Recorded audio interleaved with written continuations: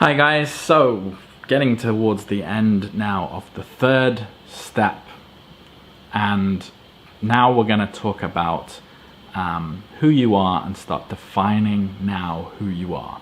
So you found your strength, you built the bridge over into a niche or industry, you've gone deeper on the pain points of your audience, and now you're getting to the point where you have a good idea of how you can fit into this industry. You know the ways that you can make money in this industry, even initially using affiliate marketing, and then later being your own kind of business with your own products and whatnot. So what we're going to dive into is what your USP or unique selling points. There's different words for what this is. Some people call it your one sentence formula, your elevator pitch, whatever. You might see this in a lot of people's profiles on their social media, which hopefully we can also have, you can also put in yours. And if you have people in your immediate circle, maybe you can talk to them about it, maybe you can sell to them, okay? So your unique selling point is your one sentence kind of thing about who you are. And this is going to be in the handout, not after this lesson, but after the one after this. You have to finish that last task, that last handout. So you'll have a more clear, it's on paper or it's on a document so you can see what you have to do, but I'm going to talk you through what it is. And your unique selling point or one sentence formula or elevator pitch, whatever you want to call it, is what you do. If someone says, "What do you do?" you now have this sentence that you can say to people. You can have it in your profiles and on your blog, and it's really gonna, the goal of it is to, when you say it, that sub niche that you've identified resonates with it in a big way. Okay, now I keep using this guy's example, knees over toes guy. So his USP would be something like, I help people with knee and ankle problems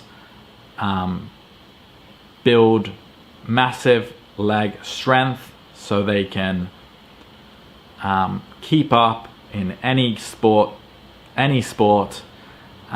without feeling discomfort or debilitating pain. Okay, now I just made that up, but there are people out there who would really resonate with that. A bad USP would be, I'm a fitness coach. So what?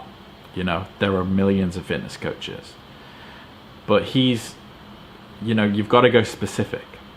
What do you exactly do? And there's a formula which will be in the task, so you don't have to remember this when I say it, but it's I help, then your audience, which should be specific. For example, I think this was an example in one of the past videos. I help women who have recently given birth. Okay, not just women. Okay, it's too broad. You have to be very specific.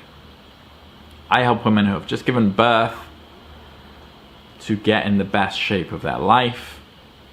Okay, so I help target audience to do what, and the what is the cure to the pain points that we discussed earlier, that you did in your client avatar. What pain do these people feel? Pain is our biggest fear. When you can find what makes people feel pain, emotional pain, and you can solve it, they'll give you money, as much money as you want. Truly.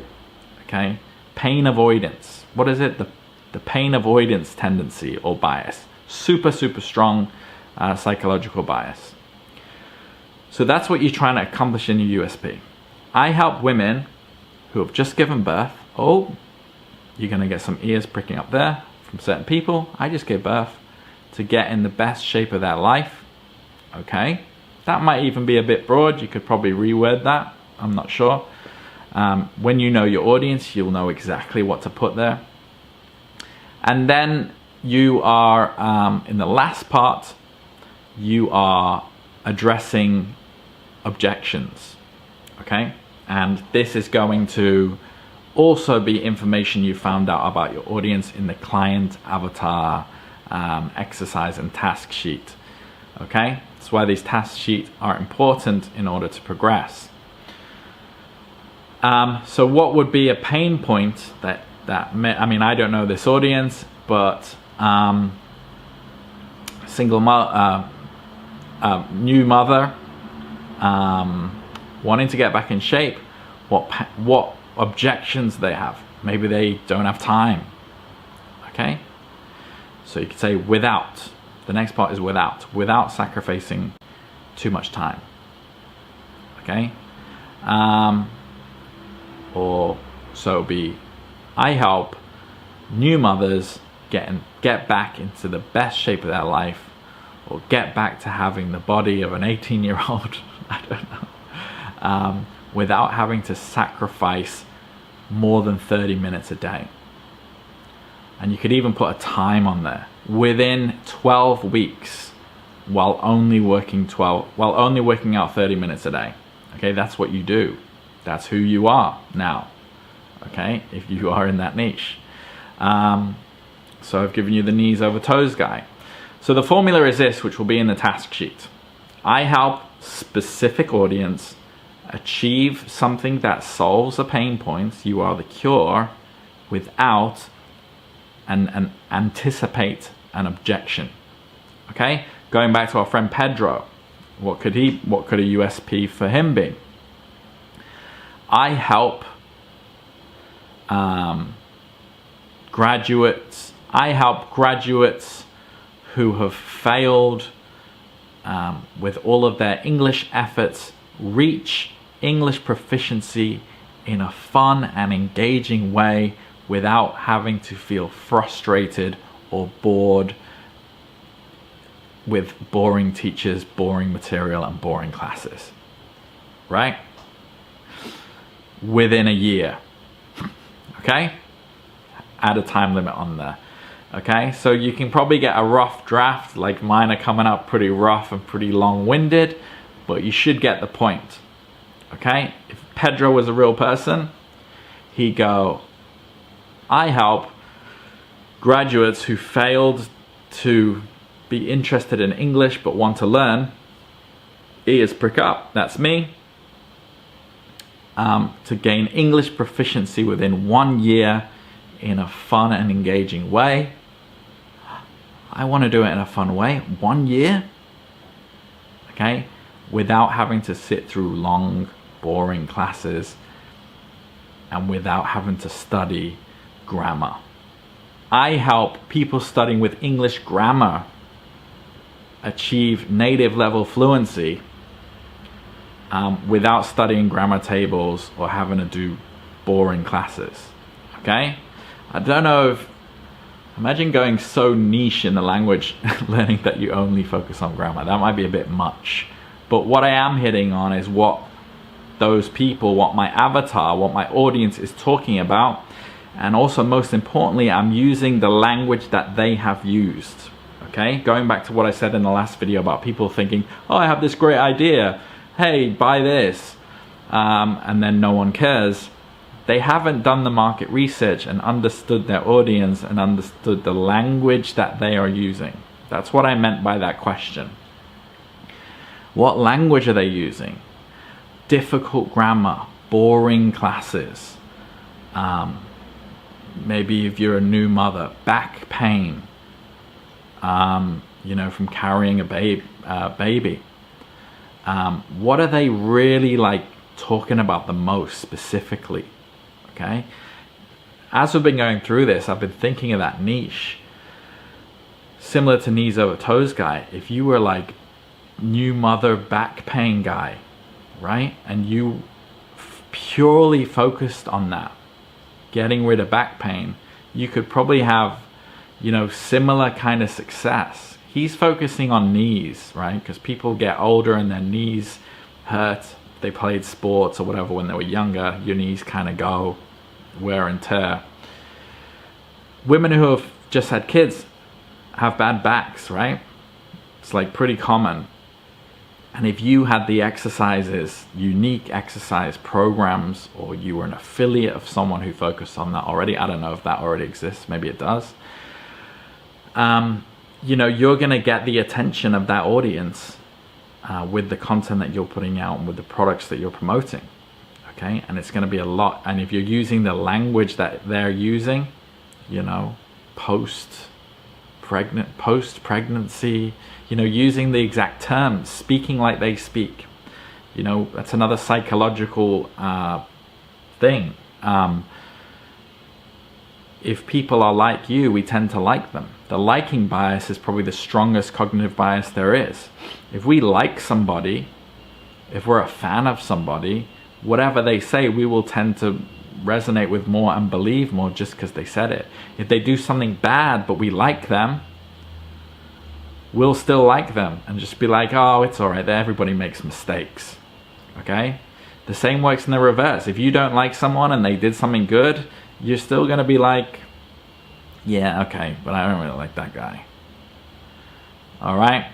So speaking like your audience, super important psychological move for you to do. That's why this market research is important. You have to get in their heads, understand what keeps them up at night, understand the language they use, understand the problems and pain points that they have so you can address them directly.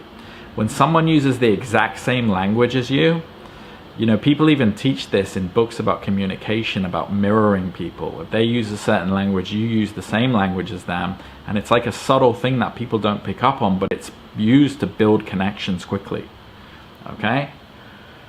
And this is not Machiavellian, this is not tricking. You know, we're trying to be the good hero here, but you can see how the wolf, the bad wolf, could also learn this information, which they do. As if we go back to people releasing these shiny objects, they know the audience and they know what language they use. They use words like freedom, you know, passive income, free traffic, push button, super easy, you know, because they know that's what they want. So they know how to market to them and speak their language exactly. Okay, why do you think you've been pulled in before by shiny object syndrome and bought some garbage product? Because people were using the language that you wanted to hear, the language that you use. That's why people who release products, you know, teaching, you know, gold and riches, they always tied in with travel, and their Instagram is like on a private plane, you know, Lambos, Ferraris, travel in the world, digital nomad. You know, it sounds awesome, it's free. My marketing, I don't know, I think I took a more honest angle.